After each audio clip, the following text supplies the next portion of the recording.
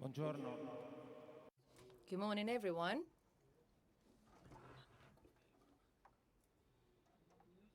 Good morning, everyone. Our title today is the U.S. Cuban reconciliation, healing a wound. It's quite a peculiar story because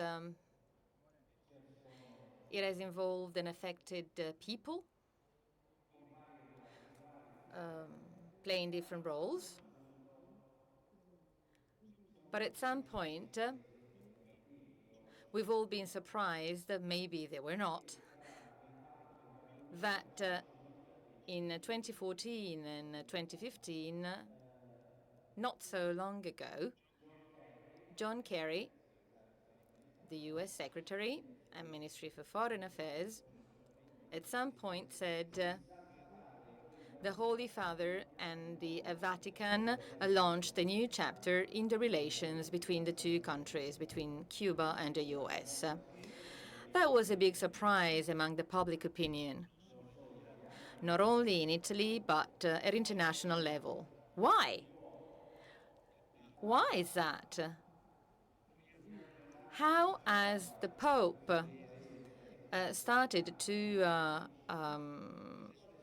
link the two countries again, to promote the reconciliation between the two countries? What has happened?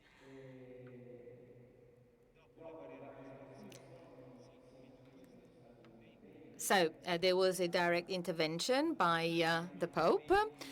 There were different secret meetings lasting 18 months, hosted in Canada, that played an active role. The Vatican diplomacy played an active role. There were letters sent by Obama. So behind this sentence that was reiterated by President Obama, there was a whole world, there was a whole story that was quite complex, quite delicate. And reconciliation, healing between U.S. and Cuba is one of the topics that made us talk about mercy as a tool for politics. And we'll be talking about this today with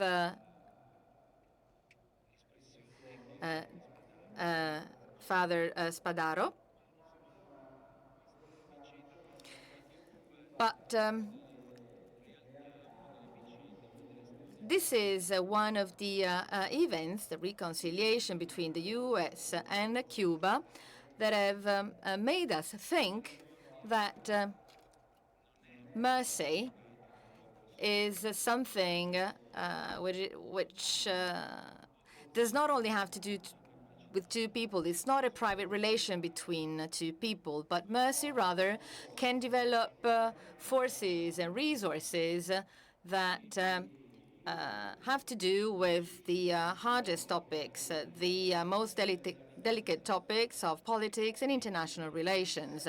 Hence, the interest of organizing this conference, this dialogue that we're going to have over the next hour, in order to understand what has really happened. Here, we will not unveil the secrets of diplomacy, but maybe these friends of ours that I'm going to introduce will tell you how, what ideas, what people, what actions were made in order to change the situation, how all that can contribute to change the situation. I'm going to say something which probably I've already said at the meeting. Many years ago, I read a book by an Israeli author whom I love, David Grossman. In one of his articles, he wrote, we, Israelis and Palestinians, have had a clash for many years. The Economist defines this war as the 60-year war. And he said, however, I was astonished because in Northern Ireland, for example, the two sides, and you all remember the war and the complicated war in Northern Ireland. So there were these two opponents in Northern Ireland, as in Catholics and Protestants. At some point, they managed to look at each other in the eyes in order to promote reconciliation. How did they do that? How did they manage to do that? We would also like to do that in Israel. And he organized a workshop, like a sort of training in Switzerland, neutral country, and he asked a delegation of Protestants from Northern Ireland and of Catholics from Northern Ireland to explain, to instruct, to give instructions to Israelis and Palestinians on how they managed to promote reconciliation. Now, the most interesting thing is that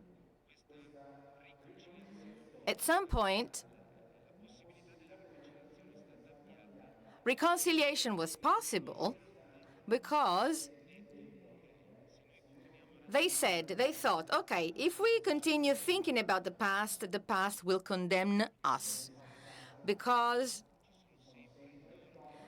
in the past, people are always right and wrong, and they cannot reconcile. But if today, right now, we can look at each other in the eyes, if something happened between us today, even the past may be understood in a different way.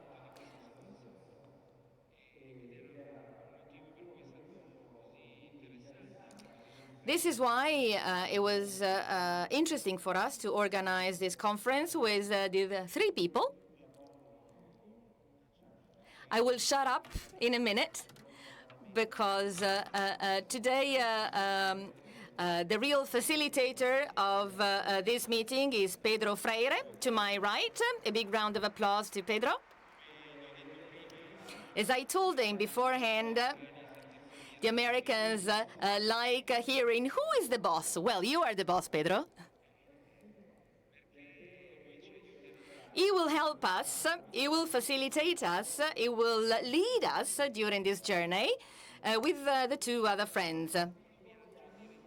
This is a small journey on reconciliation, and they will explain to us what has happened. I don't think they will give us, they will unveil secrets, diplomatic secrets, but I think that we will have a clear idea of what is the human secret that make this possible. So, Pedro Freyre was born in Cuba. He now lives in the U.S. He's been living there for many years. He is a lawyer, and he's a manager, first of all, of a major law firm based in Miami. And he has loads and loads of interests. To my right, you see Rolando, Guillermo, Suárez, Cobián, Cuban. He lives in Cuba.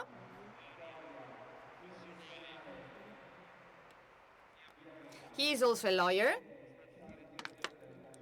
And he was the director of Cuban Caritas for many years. And he's a consultant, legal consultant of the Conference of Bishops in Cuba. During our presentations, we don't do classical presentations in conferences where often we read through biographies. Well, they have very long biographies. They are very interesting, but you can see that on the meeting website. Last but not least, I'm going to introduce Miguel Fernandez to my left. He was also born in Cuba, and he lives in the U.S.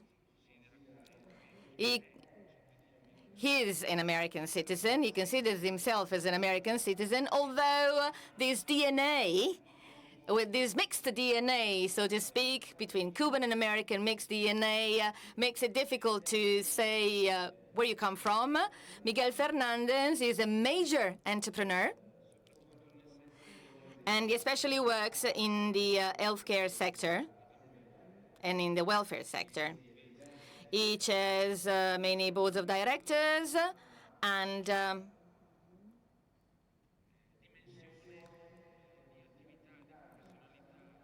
he has a lot of skills, competencies, and carries out a lot of international activities. So, as I said, I will shut up and I will give the floor to the boss of this conference. To my right, this is our leader for today, Pedro Freyre. I'll give you the floor. They will be speaking English, whereas Rolando will speak Spanish. But as you know, our wonderful interpreters will be able to follow this conversation. I give you the floor, Pedro. Grazie. Io non parlo italiano, io non sono. Thank you very much. I don't speak Italian and I'm not the boss. I'm just a lawyer. A privilege to be here today. And I want to start first on a serious note, sharing the hurt and the pain and the condolences that we all feel for the victims of the earthquake that Italy just suffered.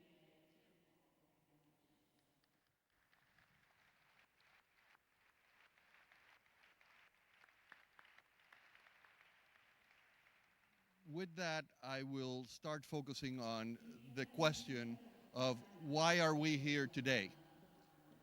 Why is it that this new conversation that has developed between the United States and Cuba is really testimony to why are you good for me? And it is important in order to understand this dynamic between Cuba and the United States that these are the closest of neighbors. They're only 90 miles away. And yet, if you read the history of the two countries over the past 100 years, you will see a continuing theme of confrontation and conflict and disagreement, while at the same time we share so many things, so many values, so many aspirations, and above all, we are family. We are well and truly family. So this is really the history of two brothers or two sisters. One of them very large, very rich, very powerful, and the other one very beautiful, much smaller, I think much sweeter, and the two of them live close to each other, and like all families, they have had their problems. And I think it has been up to us, and I think the three of us who are here today have been very blessed and very humbled by the fact that we have been able to play, as you say in Italian, un piccolo role, a very small role, in helping these two brothers or these two sisters hopefully reconcile and go forward in a journey of peace. In order to understand this, it is important, and forgive me, I am a historian by training rather than a lawyer, and I don't want to bore you with history, but it is important to have a little bit of the historical background. And I could think of nobody better than my dear friend Pedro, as we call him, because he's a very fiery man, so he uses the Greek word Pedro for his name, to tell us a little bit of this fiery relationship between the two brothers, Cuba and the United States. Pedro? Es correcto mencionar que es así. Es correcto mencionar que somos hermanos. Es decir, se ha hablado aquí en distancia, pero en realidad son 45. We were actually talking from a distance. It's just 25 minutes between the two countries. We need longer to reach the other side of the island than to reach the United States. But there is a different aspect. Cuba is an island, and an island has no borders. its only border is the sea. And the sea can unite and it can divide. In a very harsh way, it can divide people. We are not talking about a conflict between two peoples. We are talking about the difficulties the two countries had. But there has always been communication between the peoples and mutual respect. This conflict, anyway, did actually cause serious damage to the two countries because it actually affected families and familiar relations because of immigration. Probably in Cuba, there are no families that does not have at least one member who migrated to the United States mainly.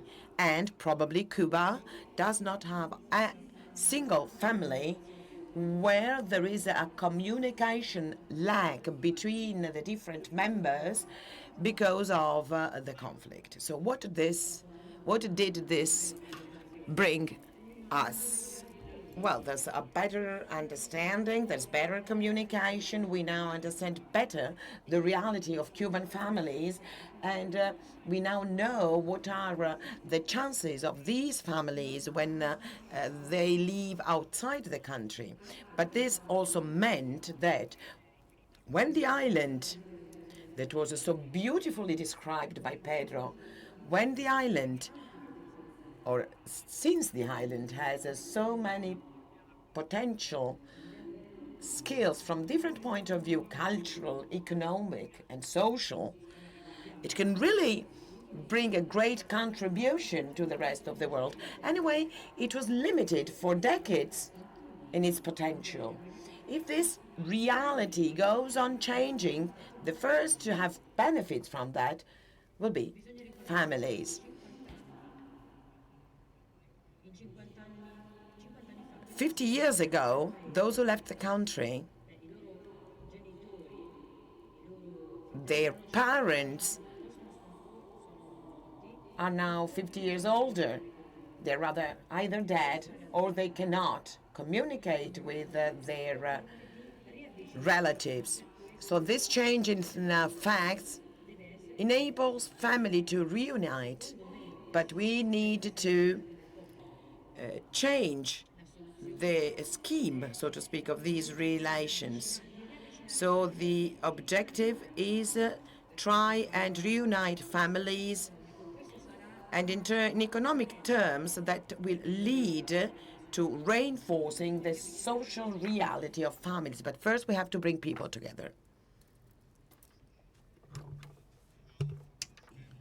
Social fabric has been torn apart over the years. We need to see what has happened in the course of that tormentuous 50 years of relationships. And Cuba had waves of refugees going to the United States starting in 1960. There was a major immigration in 1964.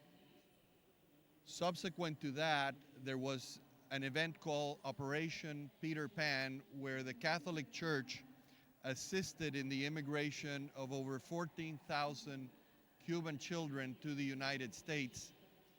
Of course, as Pedro was saying, these children now have grown up as Americans. They have joined American society, and they are a significant factor in the Cuban American community. During 1965 to 1973, 265,000 Cubans were flown to the United States as part of an American program to bring Cubans to the United States. And then, of course, in 1980, you have the very famous Mariel boat lift. You may have seen the movie Scarface, which basically put that into Hollywood framework, but it captured a little bit of the turmoil at that time in Miami, where we had over 125,000 Cubans living literally under the bridges. In the 90s, we had another immigration crisis that we call the Balsero crisis, because they came over in these makeshift rafts, and you'll hear more about some anecdotes on the pain that was experienced by those people who took that journey. And at the end of it, we're faced with one reality. Cuba, which is a country with a population of a little over 11 million people, has 1,700,000 of its children or its grandchildren residing in its neighbor to the north. And those of us who were born in Cuba but who have lived our lives in the United States have a very special relationship, and we believe a very special duty, a very special obligation to make sure, first, that the Cuban family is healed, and very importantly, that Cuba and the United States are not enemies anymore, so that the Cuban people can choose for themselves what their future should be without having the real or imagined threat of that enormously powerful neighbor to the north being ready to cause it harm. I am here today to share with you the good news that, thanks, I think, in a small part to what we have grown to see as the reality and the consciousness that we have developed in stopping that confrontation, the official policy of the government of the United States is that it will no longer be the enemy of Cuba. It may not see things eye to eye with the government of Cuba, but the government of the United States has sent the very clear message to the people and the government of Cuba that the United States is no threat to Cuba. So in healing, we have come from a position of isolating the Cuban people because the policy of the United States was to isolate the Cuban government. And in doing that, the United States imposed a very tough, comprehensive economic embargo to one of what is known in the United States as engagement. And an engagement requires proximity and travel, and above all, discourse and conversation. Someone once told me that the sport of changing a society is a contact sport. This is a sport that requires a close engagement, a close relationship between the societies that seek to make that change. And that is what we've been trying to do. And one of the paradoxes of this very complex relationship is that, notwithstanding that very tough embargo that I spoke about, the United States is one of the most important trade partners for Cuba, selling it very substantial amounts of food and medicines every year, something that we hope will continue and will grow. So we find ourselves with this confrontation, this disruption in the family, this fight between the neighbors, and we then see how 3 popes began to play a role in trying to heal that conflict. And here again, I will ask Pedro to give us his perspective and tell us a little bit about how these popes opened the door to that policy of engagement.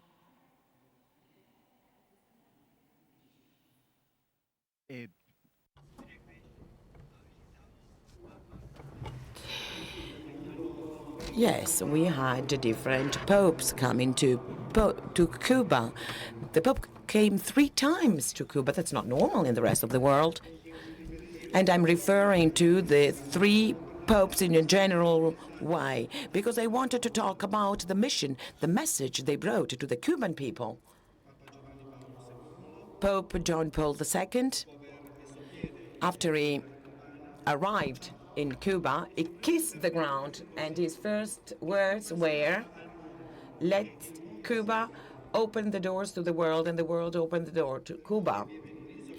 For someone who lives on an island, these words are food for thought, because they make us understand that we depend on the rest of the world. So we need to open up our minds, to open up our hearts. So I do believe this is the message which is, well, the most popular. But it really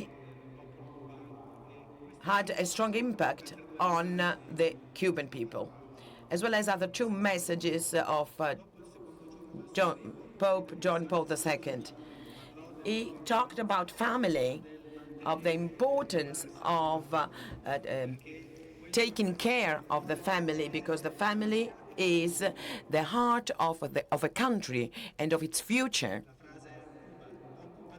And that's what he said. Cuba, you have to take care of your family. But this was meant not only for Cubans living in Cuba, but also for those who lived elsewhere or in the United States. Then, in his second homily, the Pope talked about young people. And he underlined that we were living in a country full of potential, but that this potential could be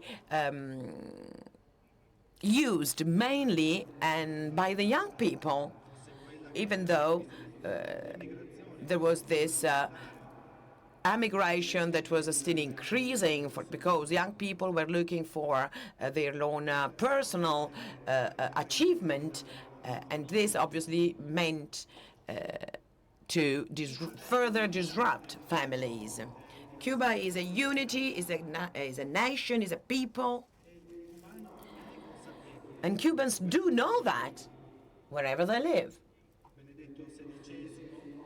Pope Benedict XVI said this when he visited Cuba. And he said, well, we had the patron saint of Cuba, the Virgin of the Cobre. This image of the Virgin Mary was taken through the country, from the remotest places on the mountains to the cities. So when Pope Benedict arrives in Cuba, he's one of the pilgrims that came to the country to pay tribute to that image of the Virgin Mary. The government recognizes that this is a symbol of our unity, and there is always a reference to this kind of symbol. Then Pope Francis came to Cuba on his way to Washington, and as a messenger of mercy. And what was the result? Well, with that visit, diplomatic relationships were started again. And this was obviously something that was beneficial to the people. But I'm not talking only about people in Cuba, but also talking about Cubans elsewhere in the world. So these are the 3 main messages that I believe really influenced the development of the reality and the relations in Cuba. Then there was another important event in America, in the whole of the continental America. This message, which is a message for the future, it is a starting point. It is an appeal to everyone, because people need to work together to pursue the same goal. And we're not only talking about economic goals. Obviously, people need to eat before they can make philosophical reflections. So, that, of course, we need to work to guarantee this. But these relationships are fundamental. Trust is built through this kind of dialogue, acknowledging differences and also defending what we have in common. So, well, and I must say that our people is really engaged in this process at the moment, and that the Northern American people are interested in the success of this process. Therefore, there are increasing visits of North American citizens to Cuba. And this is not, well, a foolish optimism. I witnessed very concrete steps within certain families, and also to some communication steps at an official level. There are a lot of differences. There are different themes, but, well, we're talking about themes, not people. Story from the point that the popes began to open this door, first of all in Cuba, but also very importantly in the relationship with the United States. And in this sense, Pope Francis became directly instrumental and took action to facilitate this re-engagement, if you will, between Cuba and the United States, setting up a series of meetings and being the intermediary between U.S. and Cuban diplomats so that they could start the conversation on how to solve this. And the first step to that was an exchange of prisoners that took place as the opening act, if you will, of this new stage of the relationship between Cuba and the United States. And the date for that was December 17, 2014.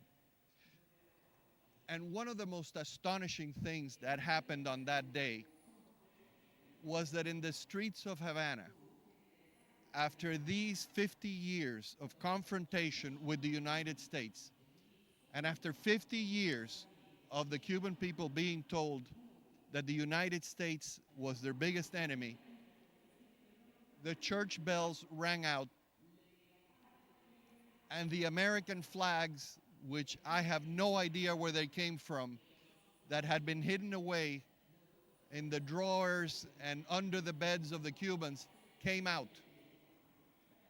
And the people were hugging each other in the streets for the simple reason that this great neighbor to the north, this brother or sister to the north, where a big portion of the Cuban family lives and has made their lives, was no longer their enemy.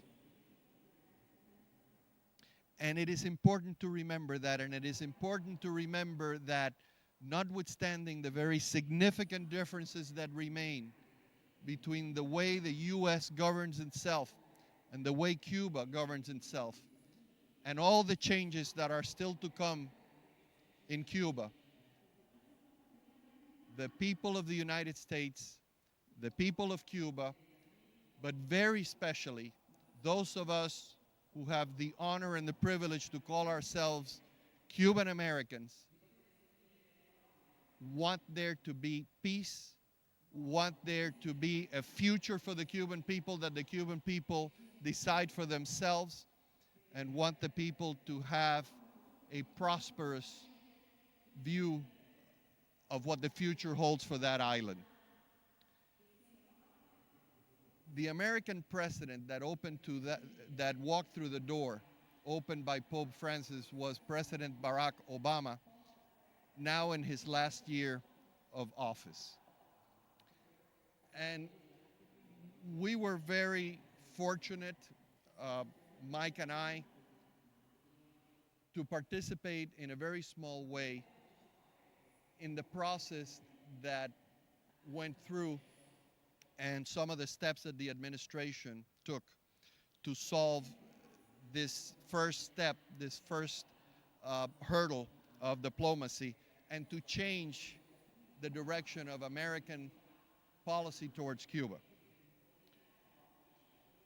And some of the things that happened beyond the prisoner exchange was the easing of travel restrictions to Cuba to enable much more family visits, much more visits by American citizens to engage with the people of Cuba.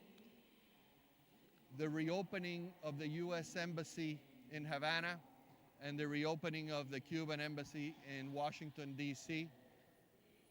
The removal of Cuba from the list of terrorist nations so that the American financial system could reopen itself to Cuba.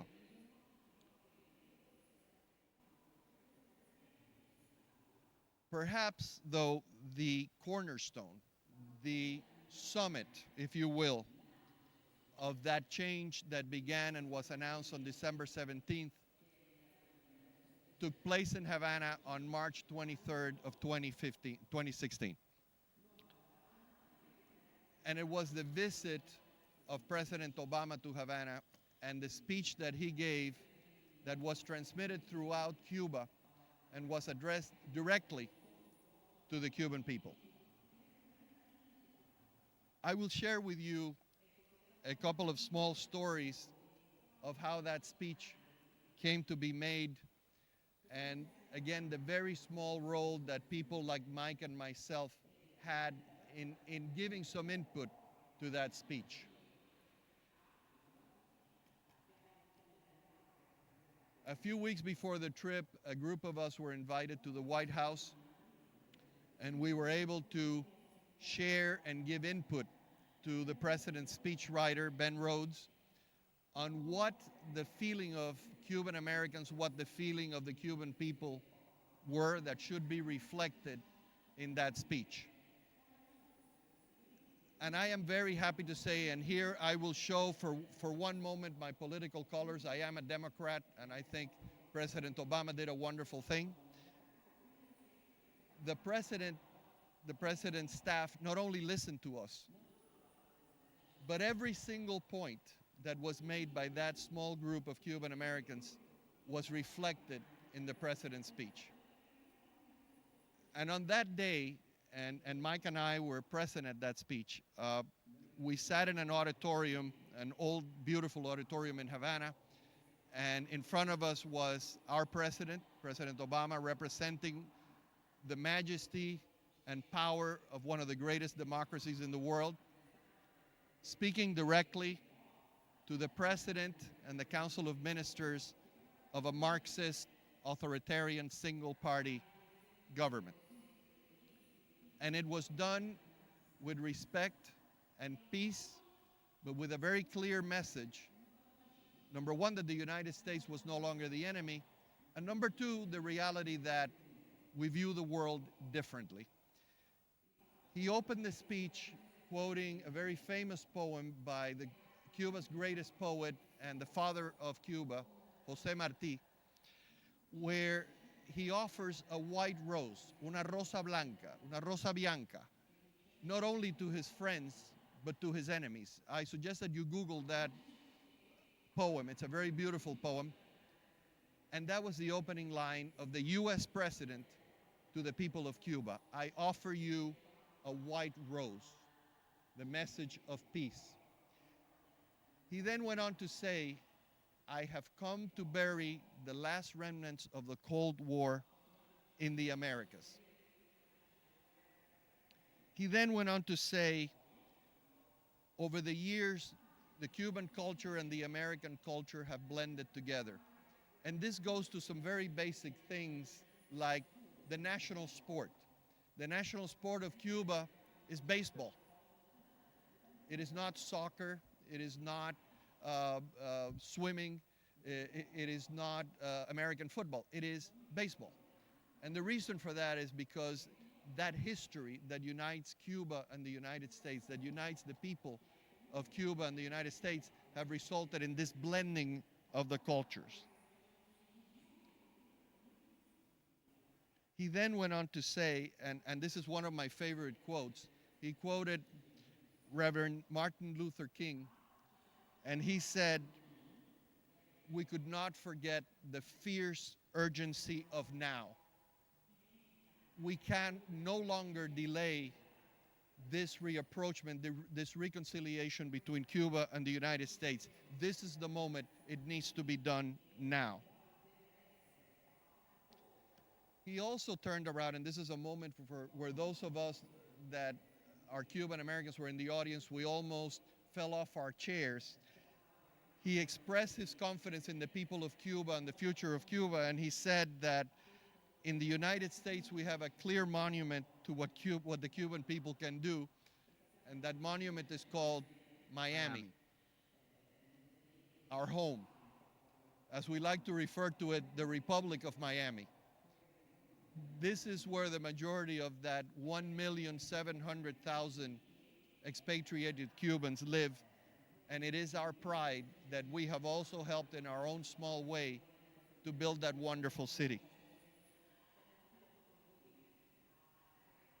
He then offered a thought that I'm going to read if you may indulge me for just a second, because I think it's such a powerful quote.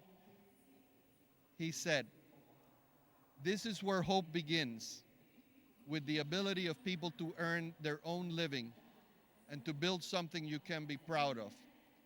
That is why our policies focus on supporting Cubans instead of hurting them.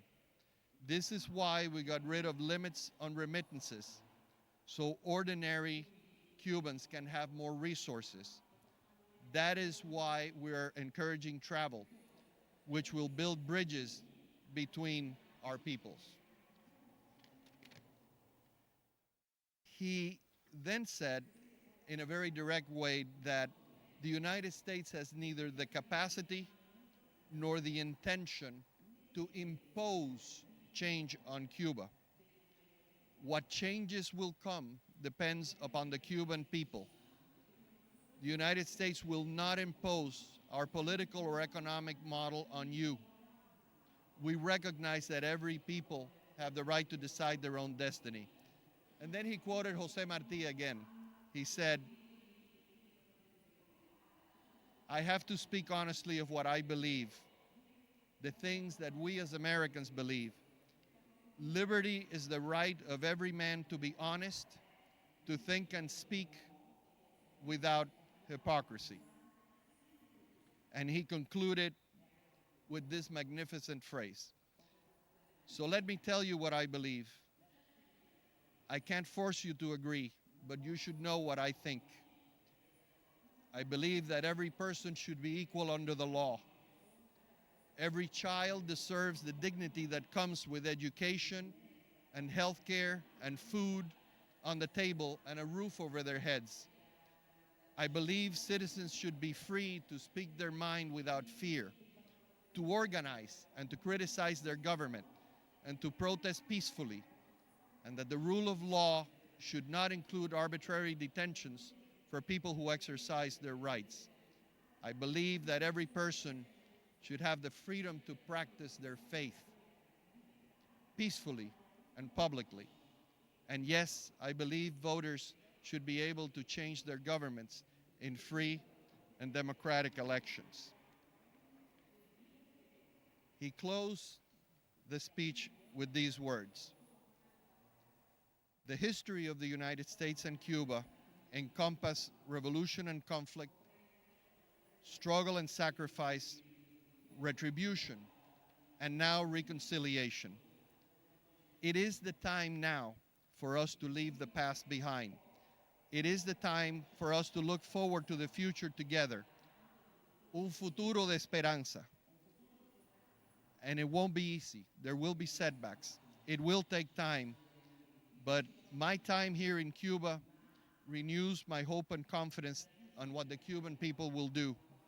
We can make the journey as friends and as neighbors and as family together. Sí se puede. With those words, the President of the United States buried the myth that has sustained the enmity of Cuba with the United States for over 50 years. This is not the end. This is a beginning. Many, many challenges lie ahead.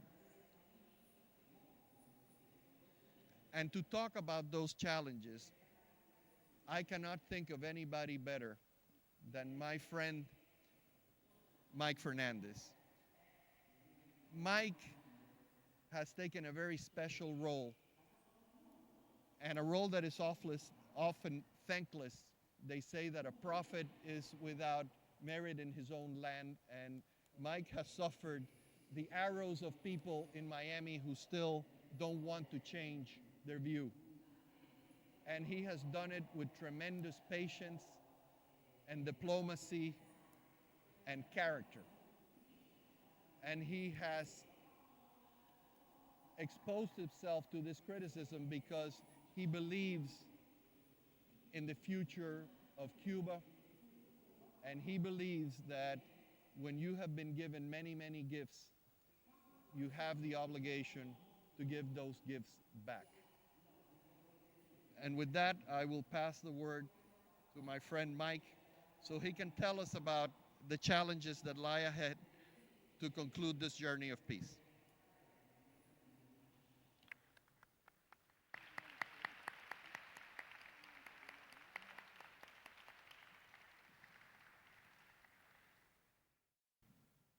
Thank you.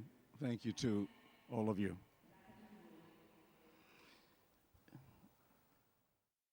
There is no greater value than the history of the Republic of Italy. Your flag speaks well to all of us. Its colors, the green for the land, for the plains, the white for the snow caps of the Alps, and the red for what has been spilled for the years, the blood of Italians in revolution fighting for democracy, fighting for a better future. There are many countries that have also seen blood spilled, and Cuba has seen enough blood spilled. I believe that life is pretty simple. I have been blessed not with a great deal of intelligence, but a great deal of common sense. I am a Cuban refugee that at age 12, on Christmas Eve 1964, found myself being picked up by a military truck, placed on the back of a truck, not knowing where we were going, with my mother, my father, and my sister, only to find out that when the plane landed, we were in Mexico City. I've seen a man executed when I was 9. My sister was 7, and she saw the same execution. I remember this little girl asking me, why doesn't the head fall off? The head was still attached to the body through tendons and muscles. I've lost my youth, and my hobby was to collect bullets as a child and hold my sister close to me when the shooting occurred. Yet I harbor no anger. I harbor no hate. The future of Cuba is in the hands of Cubans and Cuban Americans. The future of Cuba is not in the hands of politicians. In the hands of politicians, we are going to see obstacles to the future that we need to achieve. As your flag with the color red reflects blood, there are many who held anger for many years. But over time, it was the blood of Jesus Christ that gave you the peace to move forward. It was the idea that forgiveness was the key to the future. Nothing good comes out of anger, resentment, hate. All good comes out of love and forgiveness. It is interesting how both cultures have changed, both in Cuba and in the United States. Cubans have always loved their relationship with the United States. The Cuban government has not always felt that way.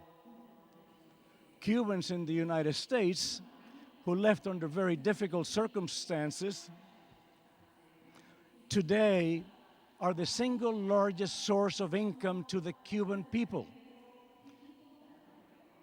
Albeit it's illegal in most cases, over $3 billion per year flow from Miami and other cities in the country to the families in Cuba. It is that money, those funds, that are recreating a new nation. So if the governments know that this is happening, why not legalize it? We have a choice. The choice is we have a neighbor, a home, and that home is in crisis. It developed a dependency, an addiction on an easy way of life. It received money for the Soviet Union for 30 years, and it became addicted to the easy money. Then when that stopped, Cuba went through what they referred as the special period, that for 11 years, children went to school without shoes. They suffered. There was no food, there was no milk, there was no powdered milk. If you drive through the countryside in Cuba, you will see no cats. You will see few dogs. They became the food that they ate during those 11 years. Then their addiction was satisfied another way. It came by virtue of Venezuela that provided oil to Cuba, oil that Cuba could resell in the international market and sustain their way of life. But it was not sustainable to depend on somebody else to resolve your problem. At the end of the day, as a family, you cannot be spending money on rent that you have not earned. You cannot buy food that you cannot afford. Countries cannot live depending on other countries solely. And today we see that Cuba is losing its dependency on Venezuela. It is entering a new special period. And there's only one solution for them. The solution is to reach out to the country to the north that, in fact, for 57 years held the position of an embargo that was unenforceable. An embargo that became the excuse in Cuba for everything wrong that happened in Cuba. Yet, there are forces within our country, in the U.S., that feel the embargo is the right thing to do. It is immoral. It is immoral to deny a mother her food for a child. The social forces, the military forces, the government, the politics, both in the U.S. and in Cuba, dine in fine dining rooms full of wood, fine china, silver, while the people eat poorly. It is up to us, the Cuban people, to take over that relationship and force both governments to unite and find a solution. Why is it that the United States of America, who believes in free markets, free enterprise, that everyone deserves the right to a better life, and they support that theory in every country in the world, except for one, Cuba, this little island that is 90 miles away? Why? Why is it that every American, my daughter was born in the U.S., every American can fly to any country in the world? They can fly to North Korea, Iraq, Iran, Yemen. Any state that sponsors terrorism, Americans can fly to freely. All they have to do is buy a ticket, and the law allows them to do so. Yet the law does not allow my daughter to fly to Cuba and visit the house where I was born unless she seeks permission from the Cuban, sadly, from the American government. America has to change. Cuba has to change. The solution to Cuba, the leadership of Cuba, has to come from within Cuba, not from Miami. The Cuban government estimates that 90% of the wealth in the hands of Cubans is not in Cuba, it's in the United States of America. If we could resolve the differences that our governments have, because it is not the people, it's our governments, what better force than utilize that capital, that knowledge, that know-how, that drive to help them resolve their problems? What we ask in return is treat the people with humanity. Human rights are important.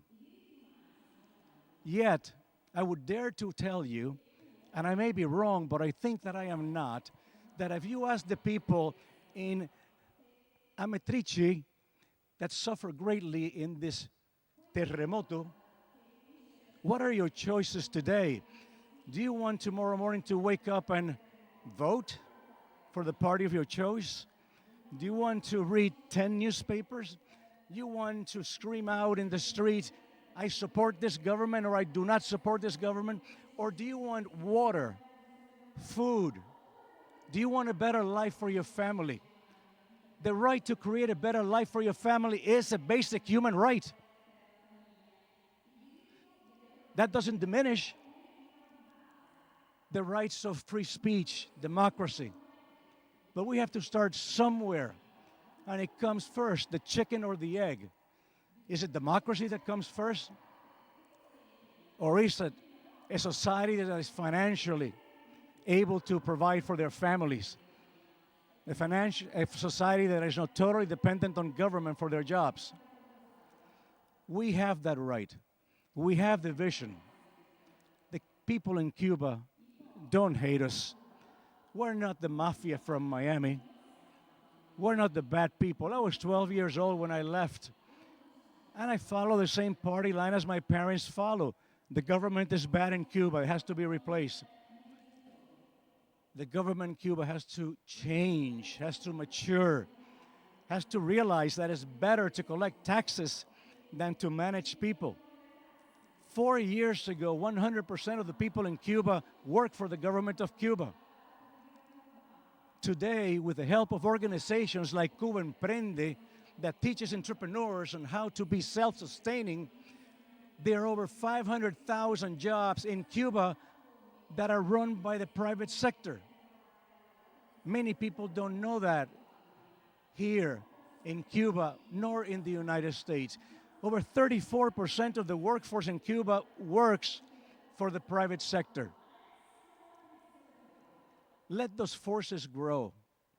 Government becomes a bottleneck that traps enterprise.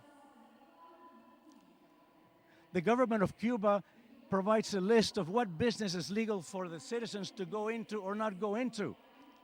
The internet is not on that list. Had a Cuban been the one who invented the internet, since it was not on the list, there would be no internet. there should be a list of things that we cannot do versus things that we're limited to do. There is work to be done by both societies, and both societies are ready.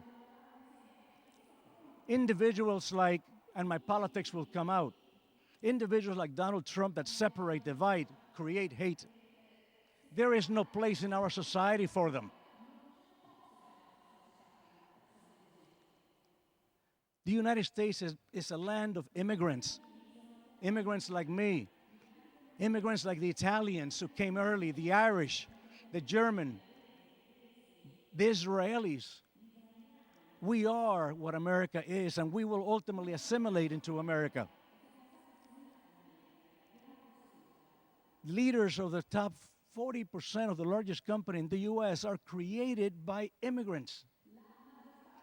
That could happen in Cuba if they lift the controls that they have in place. Neither one is perfect. Both needs fixing. And we are good for them, and they are good for us. And we ask the government to allow us to reach out to one another and find solutions so there are no mothers who cannot feed their children in Cuba, and there are no Cubans consumed in hate in Miami. Those numbers have reduced. There is no hate. I used to be attacked on the radio, on TV, on the press every day. No one attacks me anymore. No one attacks Pedro anymore. No one attacks our friend who used to be hardliners, and we have changed. We have changed because we use common sense. We're not politicians. I seek no business from Cuba, and neither does anyone in our group. I don't need any economic benefit. I've received more economic benefit in my life that I could use in 3 lifetimes. My interest is to help the Cuban people help themselves. The future of Cuba is in our hands. And we thank you here at the Rimini meeting for allowing us, for including us. We had no idea until a month ago that you care about us, that you care about our story. And for that, we thank you, because it gives us a platform. We are not evil. We're Christians. We believe in God. We believe in unity. We believe in a solution through sacrifice, sharing, and in taking care of others. Thank you.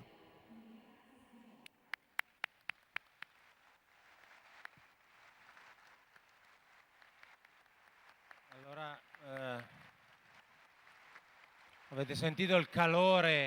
So you heard the emotion with which our friend Mike Fernandez spoke. You have, he has shared his vision with us, his struggle that aims at this change. You've seen how much our friends here were engaged in this. I would just like, I jotted down a couple of points, 4 points. A process started, you know that. Pope Francis spoke many times of the importance of opening new processes, starting new processes. Well, this process calls for realism, which in a way is also the antidote to ideological schemes. I was really struck by what Mike said about the opposition between formal human rights as we see them and human rights which are not formal, but they are substantial. Sometimes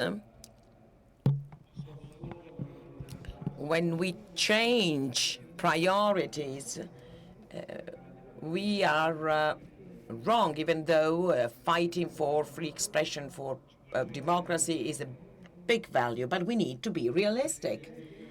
And realism represents a vaccine against ideology and ideological schemes, and that is true everywhere.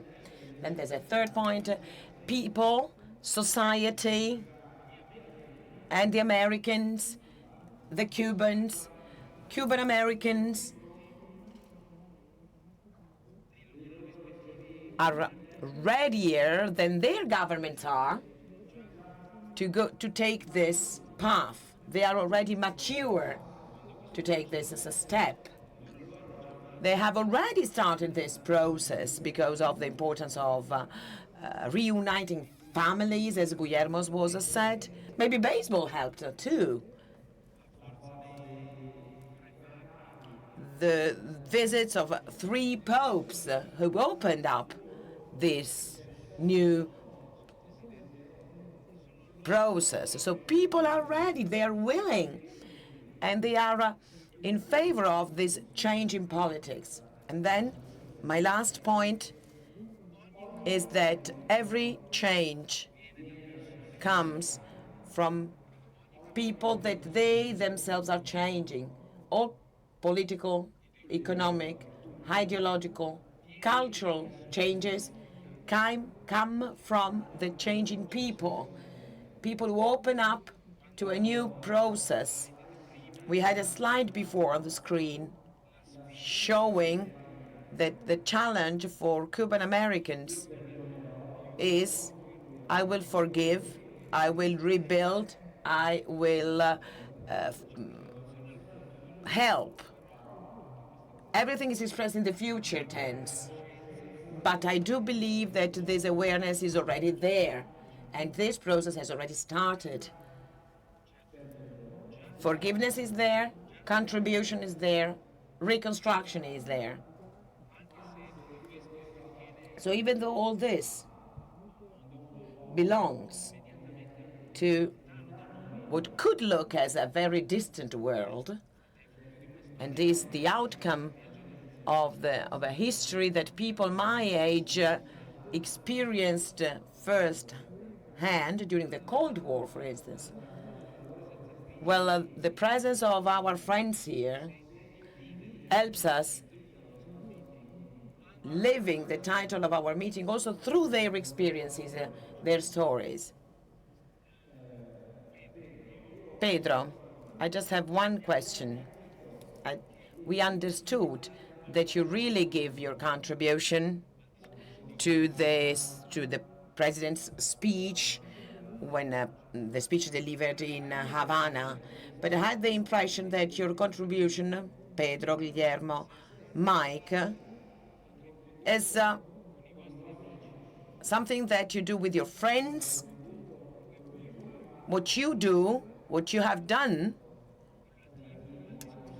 goes beyond the president's speech. You've done more than that.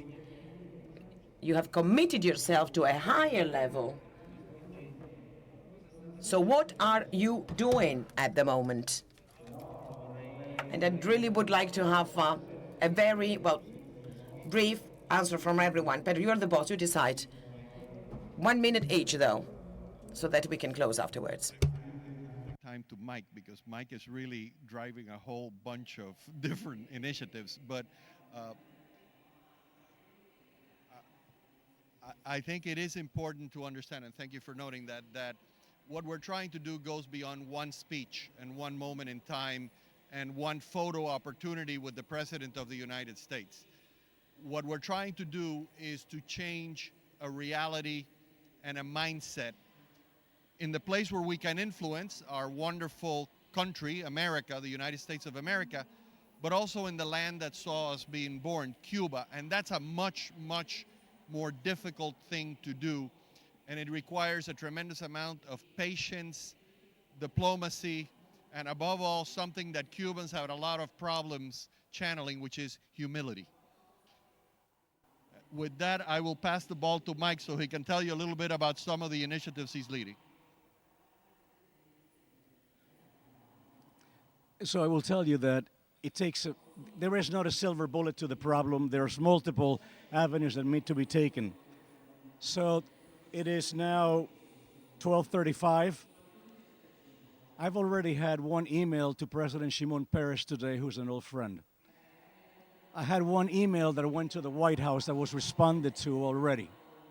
I have one email to a senator that is very powerful in the United States Senate who's helping on this issue. It takes commitment. It takes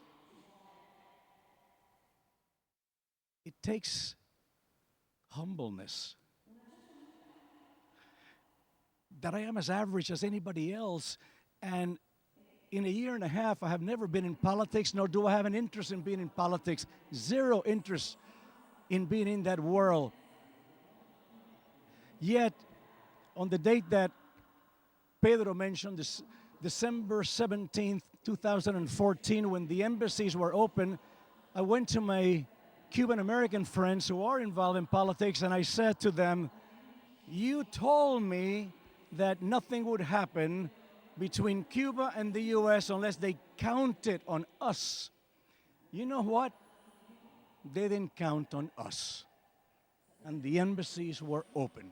So unless we get engaged, this ship has sailed. We're going to be left out. I waited a month, nothing happened, and somehow I found myself in the White House. I think it's one of the few countries in the world where a refugee who becomes a citizen has a way in 30 days of working its way into the White House. And a group of friends and I began working together in having the administration listen to our voice because it's important.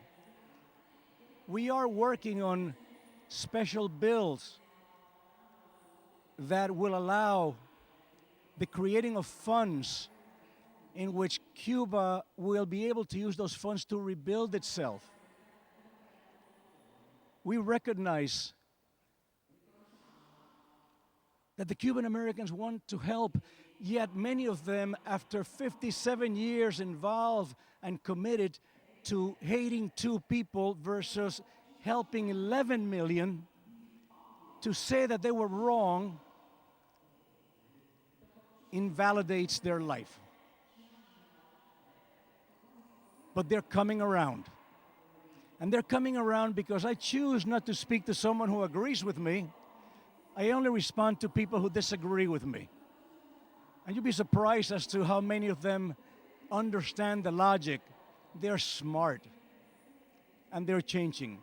I have no doubt that 2 to 3 years from now, Cuba will have a much brighter future than it has had in the last 58 years.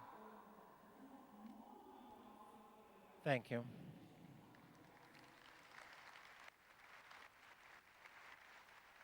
Allora Well, I would like to conclude by thanking these 3 new friends of the Rimini meeting, if I may say so. And we can already think about what will happen in 1 year. And I hope you will be able to be here to update with the latest news about this change. It is important for us to follow what is happening in these processes. History is not made up of dates or pictures or simple speeches. History is a process that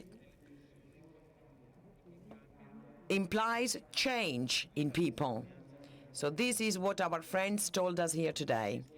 And I would like to thank Pedro, Guillermo, and Mike.